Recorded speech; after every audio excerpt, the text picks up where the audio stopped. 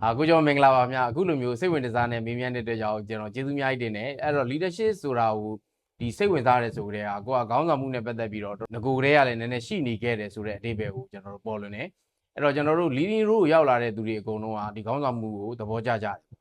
နောက်တစ်ခုကလူငယ်တွေအနေနဲ့ကြတော့ကျွန်တော်တို့ဒီ leadership နဲ့ပတ်သက်လို့တချို့တွေကလေ့လာရမယ်ဆိုတော့သိရဲတချို့တွေကလေ့လာရမယ်ဆိုတာကျွန်တော်မသိသေးတဲ့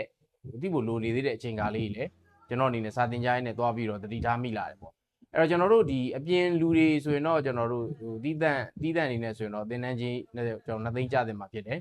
အဲ့တော့ကျွန်တော်တို့ယူမှာတဲ့ SNE တို့ ANE တို့ CCNE တို့တက်တဲ့သူတွေဆိုရင်တော့ကျွန်တော်တို့ကျောင်းသားကျောင်းသူတွေကိုအဲ့ဒီတွဲ package တွေရှိတာပေါ့နော် SNE နဲ့ ANE နဲ့တွဲတက်မယ်ဆိုရင်ကျွန်တော်တို့ SNE နဲ့ ANE ကနီးပညာကိုရမှာ leadership ကလုပ်ငန်းကိုဝင်တဲ့အခါမှာဥဆောင်နိုင်ဖို့ပေါင်းသင်းဆက်ဆံရေးတွေကောင်းဖို့ကျွန်တော်တို့ကဒီယူမှာ SNE ကိုစတက်လိုက်ပြီး ANE ကိုတက်လိုက်ပြီးဆိုကြတဲ့က communication skill ကကောင်းအောင်စာသင်ကြားနည်းနဲ့ကိုကျွန်တော်ကတခါတည်းလုပ်ပေးတာဖြစ်တယ်အဲ့ဒါကောင်းပြီးသားပေါ့နောက်ပိုင်းကျွန်တော် leadership ကိုသင်ပေးရတဲ့အကြောင်းရင်းကလူငယ်တွေကတဖြည်းဖြည်းနဲ့ကြီးလာတဲ့အခါကျရင် leading role ဥဆောင်တဲ့ role ရောက်လာလိမ့်မယ်ရောက်လာတဲ့အခါကျမှ supervisor တွေ manager တွေစသဖြင့်ပေါ့နော် senior ကနေ senior level တွေ junior နဲ့ senior level တွေဖြစ်လာကြအောင်ဖြစ်လာတဲ့အခါကျရင် leadership skill က must be မဖြစ်မနေကိုလိုအပ်တယ်အဲ့ဒီအတွက်ကြောင့်ကျွန်တော်တို့ ယူအကြောင်းသားတွေအတွက်ကိုအဓိကရည်ရွယ်ပြီးတော့ကျွန်တော်သင်ကြားပေးတာအဲ့တော့အပြင်ကနေပြီးတော့ဒီတတိတတန့်ကိုလာတက်တဲ့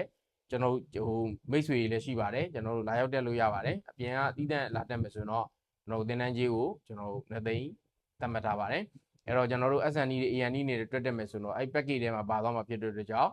အဲ့တော့ leadership က